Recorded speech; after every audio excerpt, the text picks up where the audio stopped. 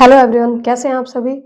तो आप सभी का इस चैनल पे स्वागत है। तो आज की वीडियो जो है वो थर्ड ग्रेड एग्ज़ाम की जो प्रिपरेशन कर रहे हैं बच्चे और उनके जो ये पार्ट सेकंड के अंदर ये जो सामान्य ज्ञान का टॉपिक है, उसमें 2 टॉपिक दिए हुए हैं, प्रतीक चिन्ह राजस्थान के और प्रमुख अनुसंधान केंद्र। ये 2 टॉपिक दिए हुए हैं, इनमें से आज जो है वो हम ये राजस्थान के प्रतीक चिन्ह जो है उसको पढ़ेंगे ही नहीं बल्कि याद करेंगे। ये जो सीरीज़ है वो आपकी याद करने वाली सीरीज़ है। तो मैं आपको ये श्योर कर दूँ कि आप जो अंत तक इस चैनल पे बने रहेंगे और इस वीडियो को देखते रहेंगे तो आप 101% ये टॉपिक जो है वो आप एग्ज़ाम तक क्या एग्ज़ाम के बाद में भी जो भी एग्ज़ाम देंगे उसमें अगर ये टॉपिक पूछा जाएगा तो आप कभी भूल नहीं पाएँगे इसको। तो ये जो है मैं आपको रिवाइज़ कराऊँगी, ये बूस्टर अकेडमी की जो सर ने बुक निकाली है 3-4 दिन पहले ही, तो उसमें जो है ये टॉपिक दिया हुआ है, राजस्थान के प्रतीक चिन्ह। ठीक है? तो शुरू करते हैं। तो सबसे पहला जो है वो रोहिड़ा है। रोहिड़ा जो है उसका वानस्पतिक नाम है टिकोमेला अंडुलेटा। तो आप जो है वो इसको ये याद रख सकते हैं सिर्फ़ टिकोमेला या अंडुलेटा दोनों में से जो है वो एक नाम याद रख लीजिए। तो ऑप्शन में जो भी आएगा तो आप कर लेंगे। तो इसका वानस्पतिक नाम क्या है? टिकोमेला नाम है। इसको जो है राज्य पुष्प का दर्जा कब दिया गया? तो इसको 31 अक्टूबर 1983 को राज्य पुष्प का दर्जा दिया गया। इसका नाम वानस्पतिक नाम क्या है? टिकोमेला और इसको मरुस्थल का सागवान कहा जाता है। सर्वाधिक रोहिड़ा जो है वो पश्चिमी राजस्थान में पाया जाता है और रोहिड़े के जो है वो 2 प्रकार के फूल आते हैं, केसरिया रंग के आते हैं और पीले रंग के आते हैं। और इसको जो है राजस्थान का राज्य पुष्प भी कहा जाता है। इसके उपनाम में है अ, राजस्थान की मरुशोभा इसको कहा जाता है और इसका उपयोग है वो इमारती लकड़ी के रूप में और फर्नीचर बनाने के अंदर होता है। और रोहिड़ा जो है वो उसका शत्रु एक जो है जीव होता है उसका नाम है जरविल चूहा। तो इसका जो है शत्रु जरविल चूहा है। तो आप वापस इसको रिवाइज़ करिए कि इसका वानस्पतिक नाम क्या था? तो इसका वानस्पतिक नाम था टिकोमेला। राज्य पुष्प का दर्जा 31 अक्टूबर 1983। मरुस्थल का सागवान पश्चिमी राजस्थान में सर्वाधिक पाया जाता है, पीले और केसरिया फूल आते हैं। राजस्थान का राज्य पुष्प उपनाम राजस्थान की मरुशोभा है, इमारती लकड़ी और फर्नीचर बनाने के काम आता है और इसका शत्रु है जो जरविल चूहा है। इसके बाद में आगे जो है वो गोडावण। गोडावण के बारे में क्या है? तो गोडावण को राजस्थान का जो राज्य पक्षी है, उसका दर्जा कब दिया गया? तो 21 मई 1981 को दिया गया और रोहिड़े को कब दिया गया था? 31 अक्टूबर 1983 को। 21 मई 1981, 31 अक्टूबर 1983। तो आप ऐसे याद करते रहिएगा और इस गोडावण का वैज्ञानिक नाम जो है वो नाइग्रेसिस याद रखिएगा। क्रायोटिस नाइग्रेसिस है तो आप इसको नाइग्रेसिस याद रखिएगा। रोइडे का वैज्ञानिक नाम क्या था? टिकोमेला अंडुलेटा और गोडावण का नाइग्रेसिस। नाइग्रेसिस गोडावण जो है वो मुख्य रूप से कहाँ पाया जाता है? तो राजस्थान के अंदर ये 3 क्षेत्रों में पाया जाता है। सौकलिया अजमेर, सोरसेन बारा और राष्ट्रीय मरु उद्यान जैसलमेर के अंदर। तो 3 क्षेत्र कौन से हैं? सौकलिया, सोरसेन और राष्ट्रीय मरु उद्यान। ठीक है? और ये जो है वो प्रजनन का गोडावण का जो प्रजनन केंद्र है वो कहाँ है? सम जैसलमेर के अंदर। और गोडावण की प्रजनन स्थली किसको कहा जाता है? सो सेवन घास को कहा जाता है। गोडावण जो है वो अपने अंडे है वो सेवन घास के अंदर देता है और गोडावण का प्रिय भोजन फेवरेट फूड कौन सा है? तो तारामीरा है वो गोडावण का फेवरेट भोजन है। और इसके उपनाम क्या है? तो माल मोरडी, हुकना, सोन चिड़िया, ग्रेट इंडियन बस्टर्ड। कौन-कौन से? माल मोरडी, हुकना, सोन चिड़िया, ग्रेट इंडियन बस्टर्ड 4 नाम है इसके उपनाम। और इसको जो है वो एक ग्रेट इंडियन बस्टर्ड जो प्रोजेक्ट चलाया गया था वो कब चलाया गया था? तो 5 जून 2013 को ये प्रोजेक्ट चलाया गया था और इसके अंदर गोडावण जो है वो उसको संरक्षण देने के लिए राष्ट्रीय मरु उद्यान जो जैसलमेर के अंदर है वहाँ से इसको स्टार्ट किया गया था। गोडावण पे जो है वो गवर्नमेंट ने डाक टिकट जारी किया था।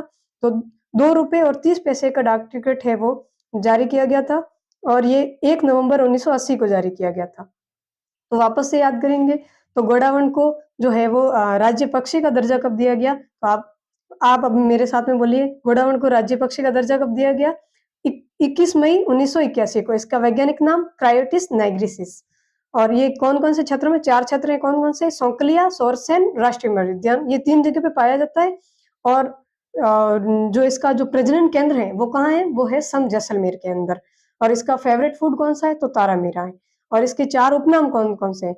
तो 4 उपनाम है माल मोरडी, हुकना, सोन चिड़िया और ग्रेट इंडियन बस्टर्ड। और एक ग्रेट इंडियन बस्टर्ड जो प्रोजेक्ट चलाया गया था वो कब चलाया गया था? 2013 के अंदर 5 जून 2013 को चलाया गया था। कहाँ से चलाया गया था? तो राष्ट्रीय मरु उद्यान जैसलमेर के अंदर है वो चलाया गया था, वहां से चलाया गया था। और राजस्थान गवर्नमेंट ने या इंडियन गवर्नमेंट ने, मेरे को भी याद नहीं आ रहा, लेकिन जो सरकार ने जो इस पे डाक टिकट जारी किया था, तो कितने पैसे का डाक टिकट था और कब जारी किया गया था?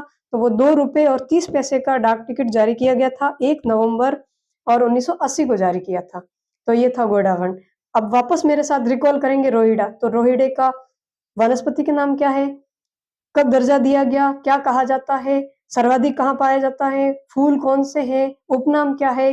किस यूज में लेते हैं? और इसका शत्रु कौन है? तो ये सारी चीजें याद रखनी होगी। तो मैं एक लाइन में अभी वापस बोलूंगी तो आप समझ जाना। तो रोहिड़ा जो है, टिकोमेला अंडुलेटा, 31 अक्टूबर 1983, मरुस्थल का सागवान, पश्चिमी राजस्थान में सर्वाधिक, पीले और केसरिया पुष्प, राजस्थान का राज्य पुष्प, राजस्थान की मरुशोभा, इमारती लकड़ी और फर्नीचर बनाने में, और जरविल चूहा।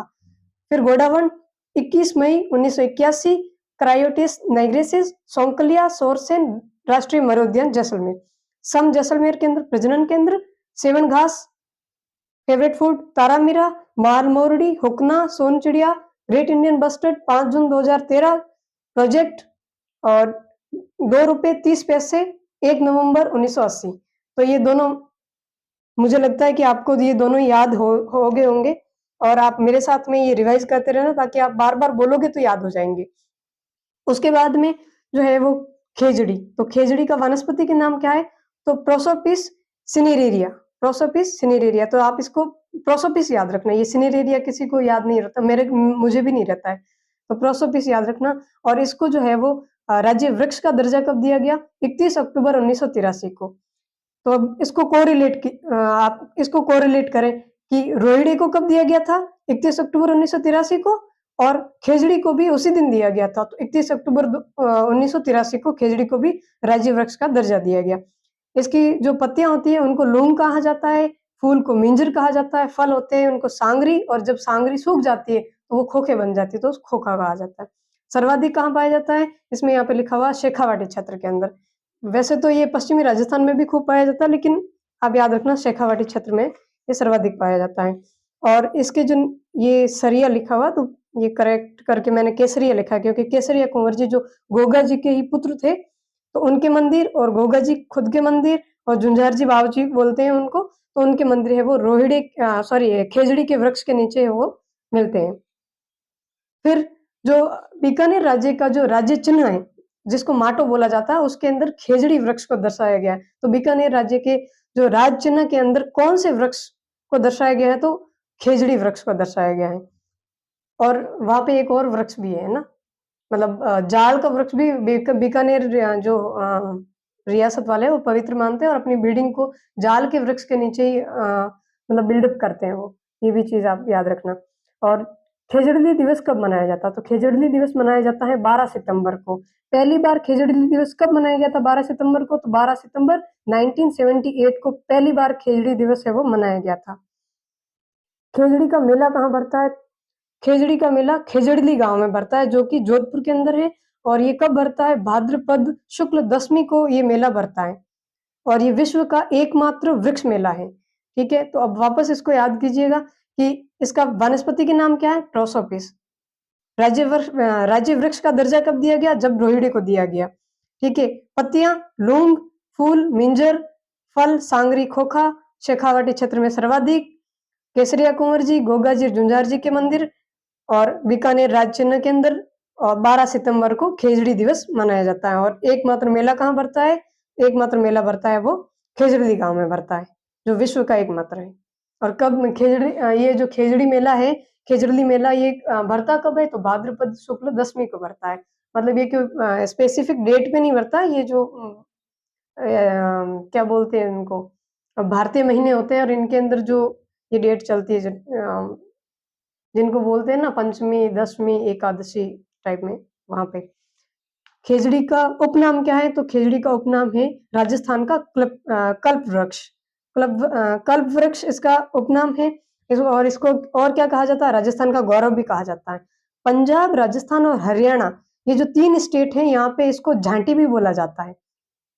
कांडी, धोकड़ा, पेमय और शमी। शमी भी बोला जाता है और इस शमी की पूजा कब की जाती है? दशहरे को है वो इसकी पूजा की जाती है। खेजड़ी वृक्ष की पूजा दशहरे को की जाती है। दशहरे के दिन खेजड़ी वृक्ष की पूजा की जाती है, ये भी याद रखना आप। फिर एक ऑपरेशन चलाया गया था, ऑपरेशन खेजड़ा। ये कब चलाया गया? ये 1991 के अंदर ऑपरेशन खेजड़ा चलाया गया और ये खेजड़ी वृक्ष को बचाने के लिए चलाया गया था। क्यों चलाया गया था? क्योंकि खेजड़ी वृक्ष के लिए कई लोगों ने जो है इतिहास के अंदर बलिदान दिए हैं, जिनमें से जो सर्वाधिक पॉपुलर जिसको कहा जाता है वो तो अमृता देवी बिश्नोई वाले को कहा जाता है, लेकिन उनसे भी पहले जो है सर्वप्रथम जो बलिदान दिया था तो दो वो भी बिश्नोई महिलाएं थी, जो कर्मा और गोरा, उन्होंने दिया था। और वो कौन से गांव में दिया था? तो रामासणी गांव, ये भी जोधपुर के अंदर है और ये 1604 के अंदर दिया है, सबसे पहला बलिदान है। और ये जो घटना है खेजड़ली घटना, ये कब हुई थी? जो अमृता देवी बिश्नोई वाली, जिसमें 363 लोगों ने जो है वो इस पेड़ को बचाने के लिए अपनी जान या अपना बलिदान दे दिया था। तो ये 1730 को, और वो सबसे पहले 1604 को। यहाँ पे जो है वो बहुत ट्रेजेडी बहुत ज्यादा हुई थी, इसीलिए जो है इसको बड़े लेवल पे याद किया जाता है और मनाया जाता है। लेकिन सर्वप्रथम है जो माँ कर्मा और माँ गौरा ने दिया था 1604 के अंदर। उसके बाद में माँ अमृता देवी बिश्नोई ने दिया था। और उस समय जो है वो जोधपुर के शासक कौन थे? तो जोधपुर के जो शासक थे वो अभय सिंह थे। और ये कब हुई थी ये घटना? खेजड़ली घटना भाद्रपद शुक्ल दशमी को हुई थी। इसी वजह से जो है खेजड़ली मेला इसी दिन भरता है, ठीक है।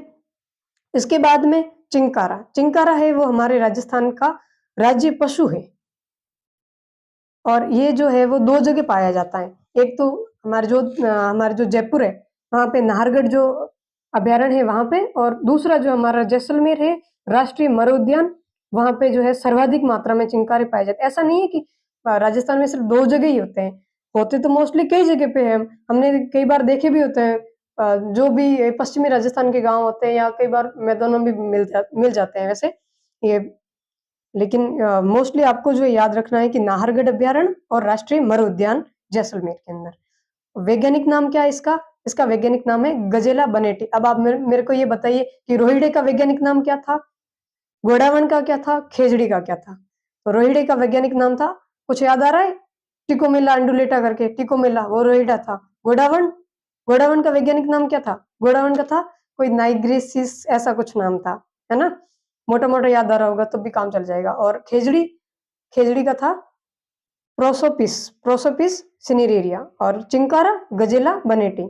अब चिंकारा को राज्य पशु का दर्जा कब दिया गया? 22 मई 1981 को दिया गया। तो खेजड़ी को जो है वो राज्य वृक्ष का दर्जा कब दिया गया? 31 अक्टूबर 1983 को। और रोहिड़े को इसी दिन दिया गया था 31 अक्टूबर 1983 को। फिर 21 मई 1981 को किसको दर्जा दिया गया था? तो वो घोड़ावण को दिया गया था। और चिंकारा को 22 मई 1981 को। घोड़ावण के जस्ट एक दिन बाद में चिंकारा को हमारा जो है वो राज्य पशु घोषित कर दिया गया था। तो आप ऐसे याद रखना, घोड़ावण को 21 मई और चिंकारा को 22 मई। फिर ये जो है ये कौन से जिले का शुभंकर है? तो ये श्री गंगानगर जिले का शुभंकर है। गंगानगर जिला है उसका शुभंकर है वो चिंकारा है। उसके बाद में अब आप है जो शुभंकर याद कर लेते हैं, ठीक है। तो इसमें आप जैसे मेरा ऐसा कोई इंटेंशन नहीं रहेगा, मुझे सिर्फ और सिर्फ याद करवाने के मकसद से मैं बोलूंगी, तो आप इसको अदरवाइज मत लेना, लेकिन आप याद करते रहना, ठीक है। तो श्री गंगानगर के अंदर जो है वो शुभंकर कौन सा है? तो वो है चिंकारा। हनुमानगढ़ का है छोटा किलकिला। बीकानेर भट्ट तितर। चूरू काला तितर। अब आप याद करो, सॉरी, चूरू का जो है वो काला हिरण है, काला तितर नहीं। काला तितर दूसरा है झुंझुनू का, इसलिए स्लिप ऑफ टंग हो गया। तो बीकानेर का कौन सा है? भट्ट तितर है वो बीकानेर के अंदर। और काला तितर जो है वो झुंझुनू का है। और सीकर एस से सीकर और एस से शाहीन, एस से सीकर एस से शाहीन। श्री गंगानगर चिंकारा। श्री गंगानगर एस श्री और ऐसे आप याद रखने वाली बात है, सिर्फ श्री से चिंकारा ऐसा। और हनुमानगढ़ का छोटा किलकिला। बीकानेर का भट्ट तितर। झुंझुनू का काला तितर। चूरू का काला हिरण। और झुंझुनू का काला तितर। उसके बाद में सीकर का शाहीन। जोधपुर, जोधपुर का कुर्जा, क्योंकि जोधपुर के अंदर जो खींचन गांव है वो प्रसिद्ध है कुर्जा पक्षी के लिए, इसी वजह से जोधपुर का जो शुभंकर कौन सा है, कुर्जा। उसके बाद में जैसलमेर, सर्वाधिक जो है वो गोडावण कहाँ पाया जाता है, जैसलमेर के अंदर, तो जैसलमेर का जो शुभंकर कौन सा हो गया, गोडावण। ठीक है, अब आप वापस मेरे को याद ऐसे बोल के बताना, मेरे साथ याद करना, कोशिश करना कि आप बता पाओ। ठीक है, तो मैं जो है वो इसको ढक देती हूँ कि पूरा तो नहीं आ रहा, जितना ही आ रहा, अब आप बोल के बताना। ठीक है, यहाँ पे लिखा हुआ श्रीगंगानगर, श्रीगंगानगर का कौन सा है, चिंकारा। हनुमानगढ़, छोटा किलकिला। बीकानेर, भट तितर। चूरू, काला हिरण। सीकर, शाहीन। झुंझुनू, काला तितर। जोधपुर, कुर्जा। जैसलमेर, गोडावण। उसके बाद में आगे आ जाइए आप, बाड़मेर। बाड़मेर का है मरु लोमड़ी। तो बाड़मेर के लोग कैसे होते हैं, लोमड़ी की तरह चालाक होते हैं, मतलब इतने चालाक होते हैं। अदरवाइज मतलब ना ऐसे याद करने के लिए आप इसको याद कर सकते हैं, याद रख सकते हैं कि बाड़मेर के लोग लोमड़ी की तरह चालाक होते हैं। नागौर, राजहंस। और एक आगे आएगा सिर्फ हंस, कहाँ का है, टोंक का जो है वो सिर्फ हंस है, ये देखो यहाँ पे लिखा होगा, टोंक का हंस और नागौर का राजहंस। पाली, पाली के अंदर जवाई लेपर्ड के लिए प्रसिद्ध है, जवाई बांध। तो पाली के अंदर क्या हो गया, तेंदुआ। सिरोही, सिरोही के अंदर क्या है, जो जंगली मुर्गे होते हैं वो सिरोही के शुभंकर है। जालोर, जालोर के अंदर जसवंतपुरा की पहाड़ियां हैं, जहाँ पे भालू संरक्षण करके कोई अभ्यारण्य भी है और उनका बना हुआ है, तो जो भालू है वो जालोर का। अजमेर, खड़मोर, मोर जो है अजमेर की पहाड़ियां हैं, और वहां पे कहते हैं कि बहुत ज्यादा बारिश होती है तो लूनी नदी के अंदर पानी आता है और बाढ़ आ जाती है लूनी नदी के अंदर। तो आप ऐसे याद रखना कि जो मोर है वो सर्वाधिक कहाँ नाचते हैं, क्योंकि बारिश बारिश बहुत ज्यादा होती है, वैसे नहीं होती है, ऐसे याद रखने के लिए। मुझे पता है कि सर्वाधिक राजस्थान के अंदर झालावाड़ जिले के अंदर एक जगह है स्पेसिफिक, वहां सबसे ज्यादा बारिश होती है, लेकिन ऐसे याद रखना है कि भाई अजमेर के अंदर सर्वाधिक बारिश होती है, इसलिए लूनी नदी में पानी आता है, इसलिए मोर नाचते हैं अजमेर में। तो कौन से मोर, खड़मोर है ना, एक सिर्फ मोर जो है वो भीलवाड़ा के अंदर है, जो मोर जो शुभंकर है वो भीलवाड़ा का है। खड़मोर अजमेर, सिर्फ मोर भीलवाड़ा। उदयपुर, उदयपुर के अंदर क्या है, कब्र बिज्जू। तो उदयपुर के अंदर अकबर को कब्रें बनाने नहीं दी थी, किसने, महाराणा प्रताप ने, क्योंकि वहां पे महाराणा प्रताप थे। तो आप इसे याद रखना है, सिर्फ याद रखने के लिए। तो उदयपुर में किसने कब्रें बनाने के लिए नहीं दी थी, महाराणा प्रताप ने, तो कब्र बिज्जू। फिर राजसमंद, राजसमंद के अंदर बहुत मतलब भेड़िया जो है वो बहुत ज्यादा जंगल है, और जंगल के अंदर क्या होता है, अमावस्या की रात को भेड़िए ऐसे चिल्लाते, ऐसे याद रखना कि राजसमंद के अंदर अमावस्या की रात को भेड़िए चिल्लाते हैं। ठीक है, तो वहां पे बहुत मतलब रात को नहीं जाना चाहिए उस जंगल से, राजसमंद के जंगल से रात को नहीं जाना, क्योंकि वहां पे भेड़िए रहते हैं। तो राजसमंद का शुभंकर कौन सा हो गया, भेड़िया। फिर डूंगरपुर, डूंगरपुर का कौन सा है, जांगिल। जांगिल डूंगरपुर, क्योंकि डूंगरपुर के आसपास पहाड़ है और जंगल भी गहराया हुआ है, तो ऐसे याद रखना, डूंगर, डूंगर मतलब पहाड़ होता है, और पहाड़ के पास क्या होता है, जंगल होता है। पहाड़ के पास क्या होता है, जंगल होता है। डूंगर मीन्स पहाड़, और पहाड़ के पास जंगल, तो डूंगरपुर का क्या हो गया, जांगिल हो गया। फिर बांसवाड़ा, बांसवाड़ा के अंदर क्या है, जलपीप, जलपीप बांसवाड़ा।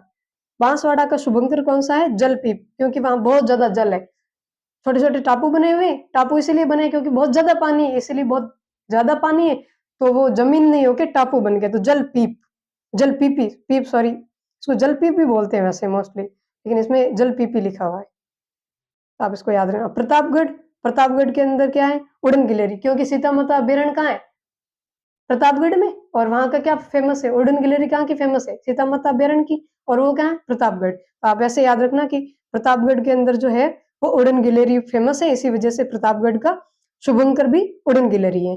फिर चित्तौड़गढ़, चित्तौड़गढ़ जो है, च से चित्तौड़गढ़, च से चौसिंगा, च से चित्तौड़गढ़, च से चौसिंगा, च से चित्तौड़गढ़, च से चौसिंगा। फिर अलवर, अलवर के लोग सांभर बहुत ज्यादा खाते हैं, क्योंकि दिल्ली नजदीक है, और दिल्ली हमारी कैपिटल है, और वहां पे साउथ नॉर्थ वेस्ट सब जगह के लोग रहते हैं, और जो अलवर वाला जो इलाका है उसके टच में थोड़े शायद साउथ इंडियन ढाबे वगैरह रेस्टोरेंट बहुत ज्यादा होंगे, इसीलिए अलवर के लोग है वो सांभर खाते हैं, ऐसे याद रखने के लिए ना, ऐसा खाते नहीं होंगे मुझे नहीं लगता। फिर भरतपुर, भरतपुर के अंदर क्या है, सारस है, क्योंकि भरतपुर के अंदर, भरतपुर किसके लिए फेमस है वैसे, अभी तो डीग अलग हो गया, पहले जल महलों के लिए फेमस था, तो जहाँ पे जल बहुत महल होते हैं, महल के आगे हंस हंसनी का जोड़ा रहता है, तो आप ऐसे याद रखने के लिए मतलब एक व्हाइट कलर सारस भी वैसा ही कुछ होता है। तो जो सारस होते हैं वो पानी के पास घूमते हैं, तो वो कहाँ है? भरतपुर के अंदर।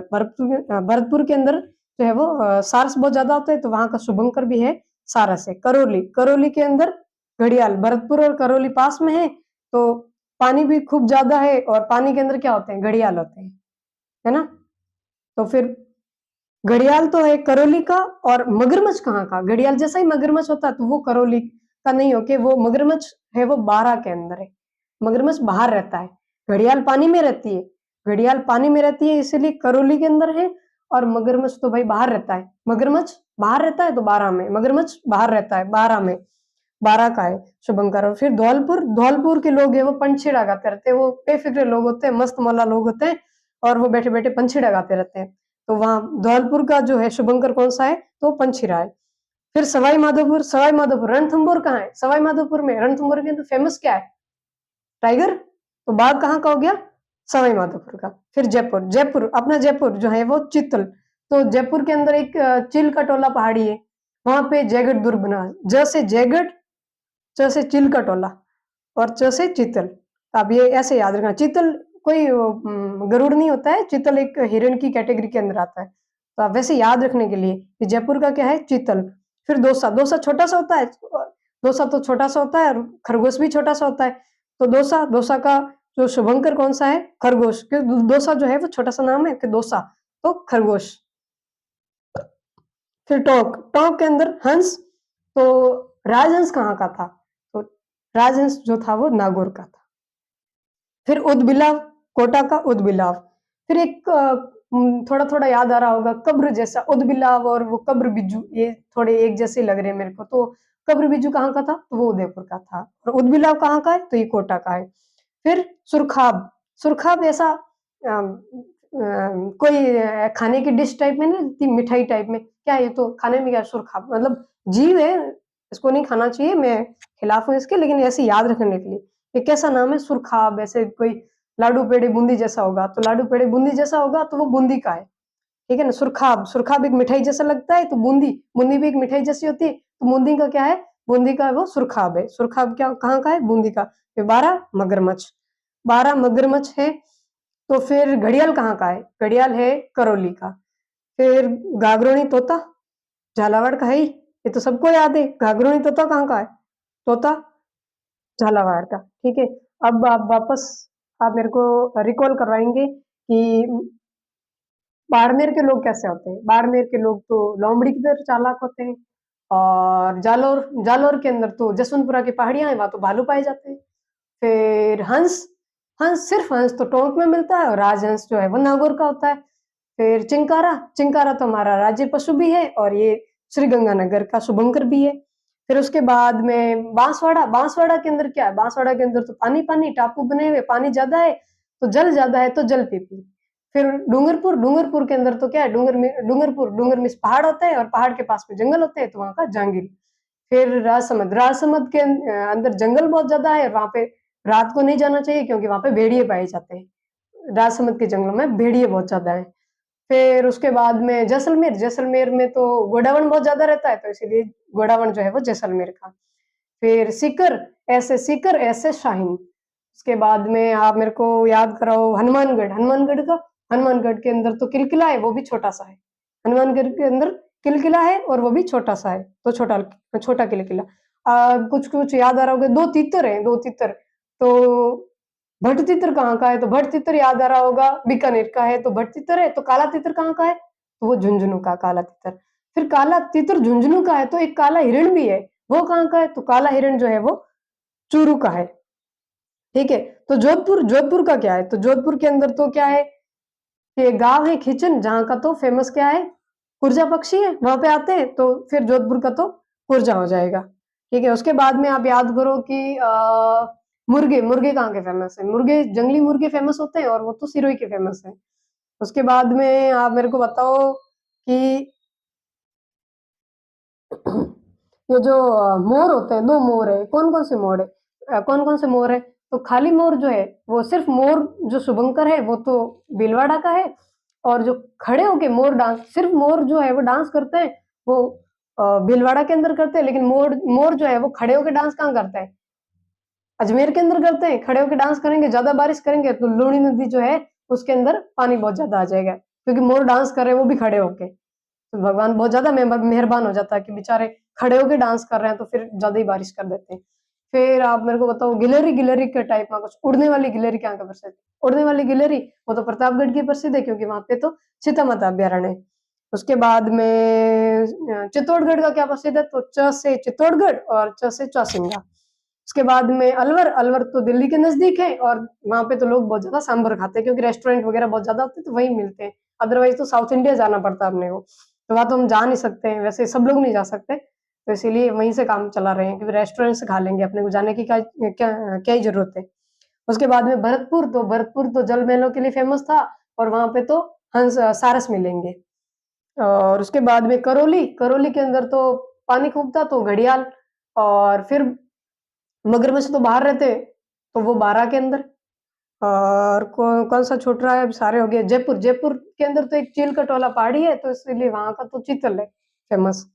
और डोसा, डोसा तो छोटा सा नाम है, तो छोटा सा तो खरगोश भी होता है। और उसके बाद में कौन सा रह गया? उदबिलाव, उदबिलाव तो कहाँ का है? कोटा का है। तो एक कब्र, कब्र करके आता है, कब्र बिज्जू, तो वो कहाँ का है? तो कब्र खोदने किसने दी थी? महाराणा प्रताप ने, तो वो उदयपुर का है। और एक मिठाई सा नाम है सुरखाब करके, मिठाई सा, मिठाई सी तो बूंदी होती है, और बूंदी तो सुरखाब, बूंदी का तो सुरखाब फेमस है। और उसके बाद में आप मेरे को बताओ कि घाघरोनी तोता, तो घाघरों तो खुद है वो झालावाड़ में है, तो वहां का घाघरोनी तोता। तो मोस्टली जो है वो, और एक और रह गया तो धौलपुर, धौलपुर के लोग तो मस्त मौला होते हैं, और फिर वो तो वहां बैठे बैठे पंछी लगाते रहते हैं, उनको कोई टेंशन नहीं है कितनी वैकेंसी आती है जाती है, वो वैसे ही अपना सब कुछ कर लेते हैं, इंटेलिजेंट होते हैं वहां के लोग, तो मस्त मौला टाइप के पंछी लगाते रहते हैं और एग्जाम क्रैक करते रहते हैं। ठीक है, तो ये सारे आपके जिलों के शुभंकर हो गए। तो आप एक बार और मेरे को बता दो कि वनस्पति के नाम। ठीक है, तो रोइडा, रोइडे का कुछ टिकोमेला करके है। गोडावण, गोडावण का कुछ नाइग्रिसिस करके है। खेजड़ी, खेजड़े को प्रोसोपिस करके। फिर चिंकारा, चिंकारा पढ़ा था तो वो तो मैंने गजेला बनेटी टाइप में। ठीक है, तो 4 शुभंकर पढ़े हमने, और फिर मतलब 4 शुभंकर क्या, ये 4 प्रतीक चिन्ह पढ़े, और उसके बाद में सभी जिलों के जो शुभंकर, आई होप कि आपको याद हो गए होंगे। उसके बाद में नेक्स्ट जो है वो आता है हमारा राज्य गीत। तो राज्य गीत को जो है वो दर्जा कब दिया गया था राज्य गीत का? तो ये 22 जून 2017 को दर्जा दिया गया था, 22 जून 2017 को। तो 22 तारीख जैसा कुछ आपने याद किया था पहले कि कुछ 22 मई और 1981 को किसको दर्जा, तो वो चिंकारा को दिया गया था। जब 22 मई 1981 को दर्जा दिया गया था चिंकारा को, तो उससे एक दिन पहले किसको मिला था? तो वो गोडावण को मिला था राज्य पक्षी का दर्जा। तो 22 जून 2017 को किसको दर्जा दिया गया? तो ये है वो राज्य गीत को दर्जा दिया गया। और राज्य गीत कौन सा है? तो राज्य गीत तो हमारा है केसरिया बालम आवोनी पधारो मारे देश। ठीक है, तो ये एक विरह गीत है, और ये जो गीत है वो विदेश में गए हुए अपने पति को वापस बुलाने के लिए संदेश भेजती है, और गीत के माध्यम से तो ये गाया जाता है। तो आप याद कर सकते हैं कि ये कहाँ गाया जाता होगा? तो ये तो मांड क्षेत्र है, वहां गाया जाता होगा, और मांड शैली के अंदर गाया जाता है, तो मांड क्षेत्र में गाया जाता होगा, क्योंकि मोस्टली जो है वो थार का रेगिस्तान है पश्चिमी राजस्थान के अंदर, और वहां पे जो लोग जो है उनके पास में इतने रिसोर्सेज नहीं होते, तो पहले लोग है वो कमाने के लिए बाहर जाते थे, तो उन्हीं के लिए जो है वो गीत, जो महिलाएं होती है उनकी पत्नी होती है वो क्या करती है, बैठे बैठे गीत ही गाती है कि फिर अभी है ना बहुत साल हो गए, बहुत महीने हो गए, तो आप वापस आ जाओ, इस टाइप का। तो ये एक विरह गीत है। ठीक है, तो इसको पहली बार कब गाया गया था? तो पहली बार जो है वो इसको गाया था मांगी बाई ने, मांगी बाई ने गाया था। लेकिन इसको बहुत बार किसने गाया? क्योंकि आप देख लो कि एक जो है वो मांड गायन शैली का गीत है, तो मांड तो क्षेत्रीय प्रसिद्ध जो है वो पश्चिमी राजस्थान का है, तो फिर मांगी बाई तो उदयपुर के अंदर, तो उदयपुर के अंदर तो ऐसा दोहरे वगैरह है ही नहीं, तो फिर वो पहली बार गाया जरूर, लेकिन वो फेमस नहीं कर पाए। तो फेमस कौन करेगा? उसी इलाके का जो इंसान होगा वही करेगा। तो इसको जो है इंटरनेशनल लेवल पे जो है इसको फेमस किसने किया था? तो अल्लाह जलाई बाई ने किया था। अल्लाह जलाई बाई कहाँ की थी? संभवतः मेरे हिसाब से, जहां तक मुझे एग्जैक्ट याद नहीं, लेकिन ये शायद बीकानेर से थे अल्लाह जलाई बाई। तो इन्होंने जो है वो बहुत बार गाया, और इंटरनेशनल लेवल पर जो है वो केसरिया बालम गीत को फेमस किया था और ये मांड गायन शैली में गाया जाता गीत है। और ये कैसा, इसकी एक जो है वो उपनाम भी है, इसको एक दर्जा दिया गया है कैसा कि ये रजवाड़ी गीत है। ठीक है, ये रजवाड़ी गीत का दर्जा दिया गया। उसके बाद में राज्य नृत्य, नृत्य के बारे में तो आप सब जानते हैं, घूमर जो है हमारा नृत्य है। इसके अन्य नाम कौन कौन से, तो नृत्यों का सिरमौर, नृत्यों की आत्मा, रजवाड़ी नृत्य। तीन नाम कौन कौन से, नृत्यों का सिरमौर, नृत्यों की आत्मा और रजवाड़ी नृत्य। तो रजवाड़ी नृत्य घूमर है, तो रजवाड़ी गीत कौन सा है, तो रजवाड़ी गीत कौन सा है, केसरिया बालम आवनी पधार हमारे देश। ठीक है, और घूमर जो है वो शुभ अवसरों पे हमारे घर परिवार में महिलाएं जो है वो करती हैं। और इसके साथ में कौन कौन से जो है वो यंत्र या बजाए जाते हैं, तो वाद्य यंत्र कौन कौन से, शहनाई, ढोल और नगाड़ा। तीन तरह के वाद्य यंत्र कौन कौन से, शहनाई, ढोल, नगाड़ा। और इसके तीन ही वाद्य यंत्र है और तीन ही उपनाम है। उपनाम कौन कौन से, लोक नृत्यों का सिरमौर, लोक और नृत्यों की आत्मा, रजवाड़ी नृत्य। और तीन वाद्य यंत्र कौन से, शहनाई, ढोल, नगाड़ा का प्रयोग है वो किया जाता है जब लोग घूमर करते हैं तब। फिर नृत्य, और इसके अंदर प्रकार भी तीन है। अब घूमर के अंदर शब्द भी तीन है, घूमर तीन, और इसके उपनाम जो कह सकते हैं अन्य नाम जो है वो भी तीन है। और इसके अंदर तीन ही वाद्य यंत्रों का प्रयोग किया जाता है और इस घूमर के प्रकार भी तीन है। जब साधारण महिलाएं करती है तो घूमर, और अगर बालिकाएं हैं वो घूमर करती है तो उसको बोलते हैं घूमरिया। और जो ग्रासिया स्त्रियां अगर घूमर कर ले तो उसको क्या बोलते हैं, लूर बोलते हैं। ठीक है, उसके बाद में राजस्थान का राज्य खेल, राज्य खेल कौन सा है, तो राज्य खेल है बास्केटबॉल। बास्केटबॉल को कब दर्जा दिया गया राज्य खेल का, तो जैसे ही हम आजाद हुए उसके जस्ट एक साल बाद में 1948 के अंदर जो है वो बास्केटबॉल को राजस्थान का राज्य खेल का दर्जा दिया गया। बास्केटबॉल जो है वो दो अकादमियां बनी हुई है, पुरुष अकादमी तो है जैसलमेर के अंदर और महिला अकादमी जो है वो जयपुर के अंदर। महिला अकादमी बाद में बनाई गई क्योंकि जयपुर तो एक शहर है, तो यहाँ पे लड़कियों को भी जो है वो खेलने की इजाजत दे दी गई थी। ऐसे याद रखना है, सिर्फ सभी जगह है अपने, अब अभी तो सभी जगह है। ठीक है, तो ऐसे याद रखने के लिए कि जयपुर एक शहर है तो शहर के अंदर तो लड़कियां बास्केटबॉल खेल सकती है। तो ये जो राजस्थान महिला बास्केटबॉल अकादमी है तो वो जयपुर के अंदर है। और ये कब बनी थी, तो ये 2007 में बनी थी। और पुरुषों वाली अकादमी है वो कहाँ है, जैसलमेर, क्योंकि जैसलमेर के अंदर तो भाई साहब मजबूत लोग चाहिए। और हमारे पुरुष प्रधान समाज के अंदर ये माना जाता है कि शारीरिक रूप से जो है वो पुरुष जो है वो महिला से ज्यादा मजबूत होते हैं। तो फिर मजबूत लोग तो जैसलमेर, अगर मजबूत लोग होंगे तो वो तो जैसलमेर में ही सर्वाइव कर पाएंगे, मजबूत लोग ही जैसलमेर में सर्वाइव कर पाते हैं, अदरवाइज तो सर्वाइव ही नहीं कर पाते हैं लोग। ऐसे मासूम लोग और वो होते हैं ना, वो तो सर्वाइव ही नहीं कर पाएंगे, क्योंकि जैसलमेर जो है वो अपने आप में एक विषम परिस्थितियों भरा स्थान है, तो वहां पे तो मजबूत लोग ही चाहिए मतलब। ठीक है, उसके बाद में यहाँ के जो बास्केटबॉल के फेमस 4 प्लेयर है कौन कौन से, तो दो तो सिंह है, एक खुशी है और एक कतारिया जी है। ठीक है, तो कौन कौन से, हनुमान सिंह, अमर सिंह, सुरेंद्र कतारिया, खुशी राम। हनुमान सिंह, अमर सिंह, हनुमान जी अमर हैं। ठीक है, और क्योंकि उनको खुशी है कि सुरेंद्र जी कतारिया बास्केटबॉल खेल रहे हैं। आप इसको ऐसी रैंडम सी ट्रिक है, तो आप याद रख लेना कि हनुमान जी हनुमान जी तो अमर हैं क्योंकि उनको खुशी है क्योंकि सुरेंद्र जी जो है वो बास्केटबॉल खेल रहे हैं। उसके बाद में आप नेक्स्ट आ जाइए, राजस्थान का जो है वो राज्य का जो शास्त्रीय नृत्य कौन सा, तो शास्त्रीय नृत्य है वो कथक है। जो कथक जो इंडिया के अंदर किया जाता है उसके जो ओरिजिन पॉइंट कहा जाए तो वो हमारा राजस्थान ही है उसका ओरिजिन पॉइंट। और इसके प्रवर्तक कौन थे, हमारे जयपुर घराने के थे भानु जी, उन्होंने जो है वो इसको कथक को फेमस किया था। और कथक के अन्य कलाकार कौन कौन से हैं, तो बिज्जू महाराज, लच्छू महाराज और प्रेरणा श्री माली। तो दो तो महाराज हैं और एक जिनको प्रेरणा मिली है कथक करने के लिए।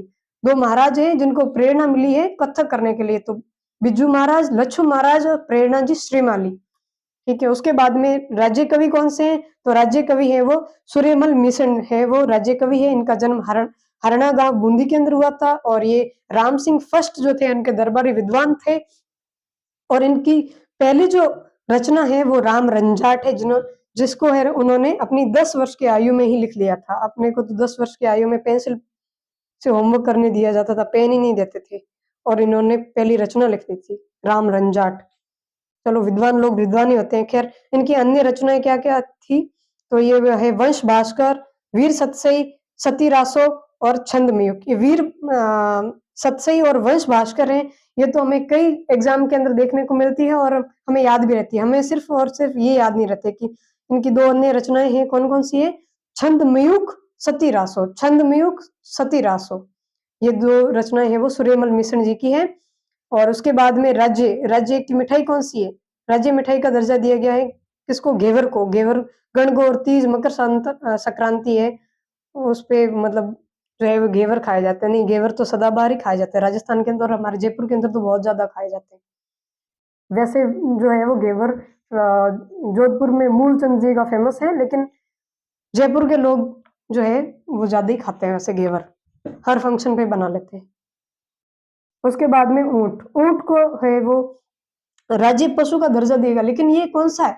राज्य पशु तो हमारा चिंकारा है। ऊंट जो है वो राज्य पशु है किस कैटेगरी के अंदर? ये इसकी कैटेगरी, सब कैटेगरी है पालतू पशु की।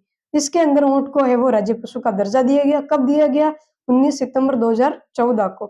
तो चिंकारा जो है वो भी राज्य पशु है, ये पालतू पशु है, और वो जो है वो राज्य का नॉर्मल मतलब पशु का दर्जा दिया गया। तो इसको 14 सितंबर 2014 सॉरी 19 सितंबर 2014 को इसको जो है वो राज्य पशु का दर्जा दिया गया। तो चिंकारा को कब दिया गया था? 22 मई 1981 को दिया गया था। उसके बाद में ऊंट महोत्सव कहाँ मनाया जाता है? ऊंट महोत्सव है वो जोहड़बीड़ बीकानेर के अंदर। ये ऊंटों से रिलेटेड जो भी चीजें हैं वो जोहड़बीड़ बीकानेर के अंदर ज्यादा मिलेगी आपको अधिकतर। फिर भारत के अंदर जितने भी ऊंट हैं उनके 84.83% ऊंट जो है वो राजस्थान के अंदर पाए जाते हैं। ऊंट वैसे भी दोरों के अंदर ही काम आते हैं और दोरों की वो कहते हैं कि फेमस जो है वो होते तो दोरे हमारे राजस्थान से ज्यादा और किसी भी राज्य में नहीं है, तो सबसे ज्यादा यही होंगे। फिर सर्वाधिक ऊंट कौन से जिले में है? तो सर्वाधिक दोरे कहाँ है? सर्वाधिक दोरे भी जैसलमेर के अंदर ही है। सैंड ड्यून्स वगैरह सम कहाँ है? जैसलमेर के अंदर। तो वहां के जो है वो फेमस होंगे ऊंट, जैसलमेर के अंदर सर्वाधिक मिलते हैं। कम, सबसे कम ऊंट कहाँ? तो सबसे कम ऊंट को प्रतापगढ़ के अंदर। क्यों? महाराणा प्रताप थे, उनको तो ऊंटों का तो ज्ञान नहीं था, क्योंकि वो तो पहाड़ों के अंदर पले बड़े थे। तो सबसे कम ऊंट किसके पास होंगे? महाराणा प्रताप के पास कम ऊंट होंगे। प्रताप के पास ऊंट कम, तो वो प्रतापगढ़ अभी जो लेके गए होंगे, मुझे लगता है कि यहीं से वो कैमल सफारी वगैरह हर डिस्ट्रिक्ट के अंदर आपको मिल ही जाता है, तो वो जैसलमेर या बीकानेर से लेके गए होंगे, क्योंकि वहां पे तो कहाँ ऊंट होंगे। चलो, इसके आगे जो है वो केंद्रीय ऊंट अनुसंधान केंद्र, ये कहाँ है? ये भी जोहड़बीड़ बीकानेर के अंदर है। इसकी स्थापना कब की गई थी? तो इसकी स्थापना 5 जुलाई 1984 को की गई थी। और किसके द्वारा? आईसीएआर के द्वारा। फिर भारत की फर्स्ट कैमल मिल्क डेयरी, ये भी कहाँ है? ये भी जोहड़बीड़ बीकानेर के अंदर। ऊंट महोत्सव जोहड़बीड़, और केंद्रीय ऊंट अनुसंधान केंद्र जोहड़बीड़, और पहली डेयरी जोहड़बीड़। ऊंट के आभूषण होते हैं, ऊंट के अंदर आभूषण नाग के भी होते हैं, पीठ के होते हैं। पीठ पर जो होता है उसको क्या बोलते हैं? पलाण बोलते हैं या काठी बोलते हैं या हौदा भी बोलते हैं। वैसे पलाण या काठी कह सकते हैं, क्योंकि हौदा जो होता है तो जो हाथी पे बैठते हैं उसका हौदा होता है मेरे हिसाब से ज्यादा वो।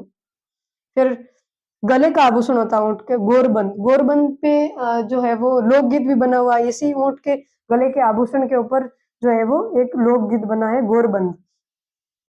फिर पूंछ का आभूषण होता है उसको परचनी बोलते हैं। पूंछ का जो आभूषण होता है उसको परचनी बोलते हैं। और पेट होता है उसको तंग बोलते हैं, मुंह को बोलते हैं मोरखा।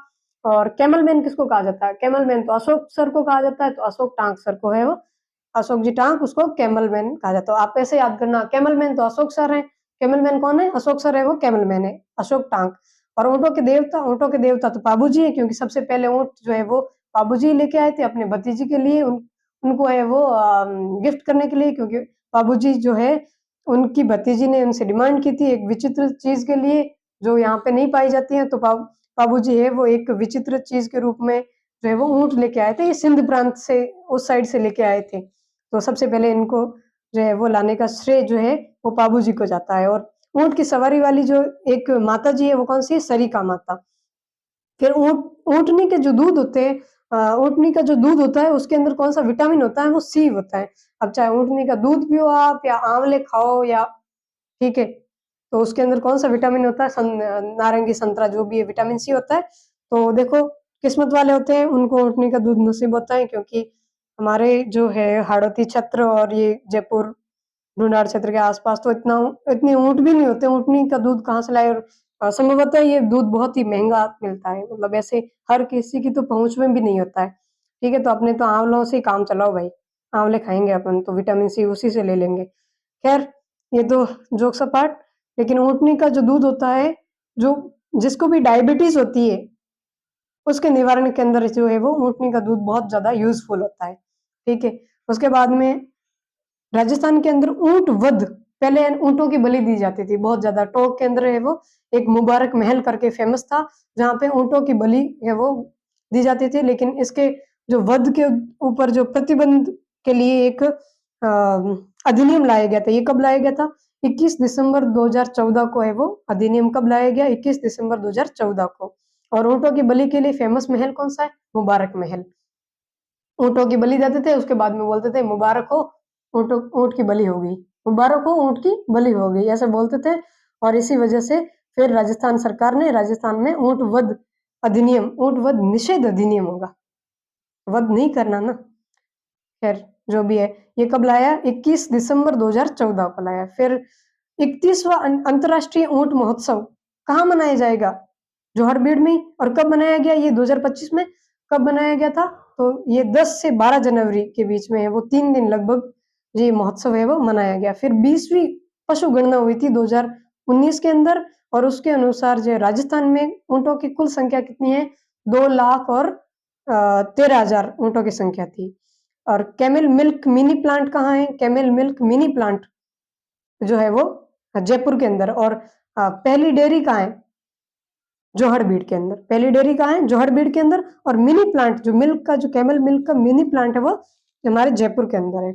और ऊँट के 2 रोग है, कौन-कौन से? तीव्रसा और सरी रोग। तीव्रसा, सरी, ये 2 ऊँट के वो रोग हैं।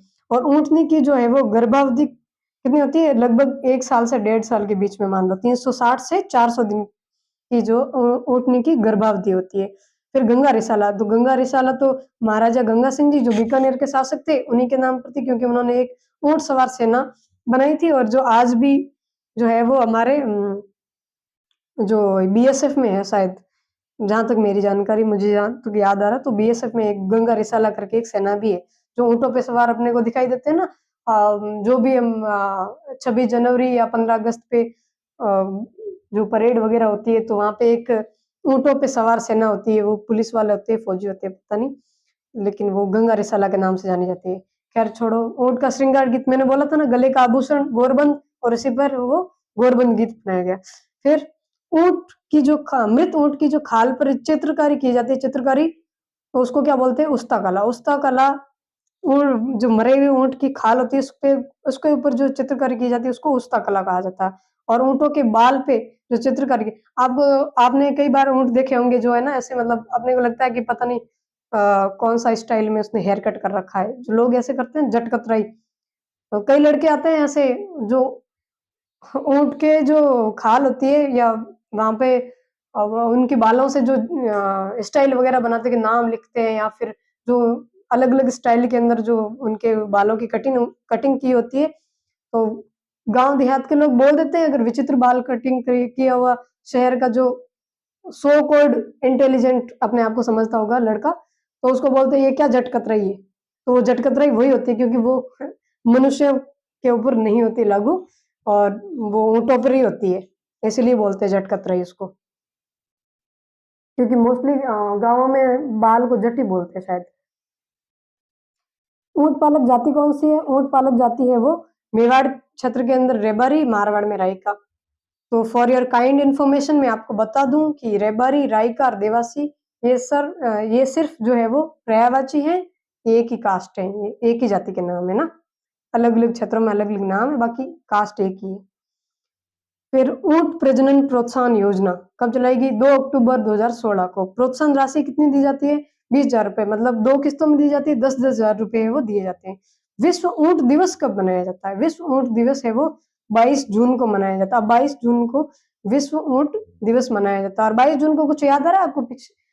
पीछे अपने कुछ पढ़ा था, 22 जून 2017 को किसी को दर्जा मिला था, राज्य गीत का दर्जा मिला था, केसरिया बालम आवनी पधारो हमारे देश। उसको 22 जून 2017 को राज्य गीत का दर्जा मिला था। और कौन सी शैली में था वो? वो मांड गायन शैली में था। विरह गीत था, अल्लाह जिलाई बाई ने इंटरनेशनल ख्याति दिलाई थी उसको। ठीक है, रजवाड़ी गीत था, सबसे पहले मांगी बाई उदयपुर में बैठ के गाए, इसलिए फेमस नहीं हो पाए। फिर अल्लाह जिलाई बाई है, वो धोरों के अंदर से ठेठ अंतर्राष्ट्रीय स्तर पे चले गए, इसलिए वो फेमस हो गया। उसके बाद में अंतर्राष्ट्रीय ऊंट वर्ष कौन सा घोषित किया गया, तो ये है वो 2024 को है वो यूएनओ ने अंतर्राष्ट्रीय ऊंट वर्ष है वो घोषित किया है। तो आई होप कि आपको ये जो टॉपिक है वो याद हो गया होगा, और आप एक दो बार इस वीडियो को 2+ की स्पीड में भी सुन सकते हैं, और 1.5 या 1.75 की स्पीड में सुनेंगे तो शायद आपको, मैंने इतनी बार रिपीट किया ना, तो शायद आपको याद हो गया होगा। तो ये आपके आगामी जो भी एग्जाम है रिट मेंस का, तो उसमें आपके लिए हेल्पफुल रहेगा। तो थैंक यू सो मच। और जो भी कैंडिडेट नए हैं जो यहाँ पे आए हैं इस चैनल पे, तो प्लीज़ चैनल को सब्सक्राइब कर दें, बेल आइकन को प्रेस कर दें, ताकि अगला जो वीडियो है वो आप तक जल्द से जल्द पहुँचे। और अगर आपको ये वीडियो पसंद आया हो तो लाइक करें, शेयर करें और कमेंट में बताएं कि मुझे और क्या जो है वो इम्प्रूवमेंट करना चाहिए। और अगर आपको ये पसंद आया है तो कोई और टॉपिक पे ये जो है वो मैं वीडियो लेके आऊँगी अगला नेक्स्ट, जो आपके लिए यूज़फुल रहेगा। तो थैंक यू सो मच, और till then bye bye, take care.